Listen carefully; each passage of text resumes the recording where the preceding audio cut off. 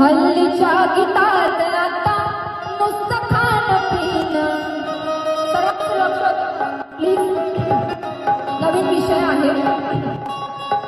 अरे हल्लीच्या गीतात आता नुसतं खाणं पिणं.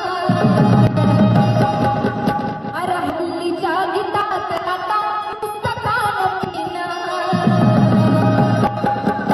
अरे चळवळीचं गाणं, अरे चळवळीचं गाणं फक्त लिहिलं वामना.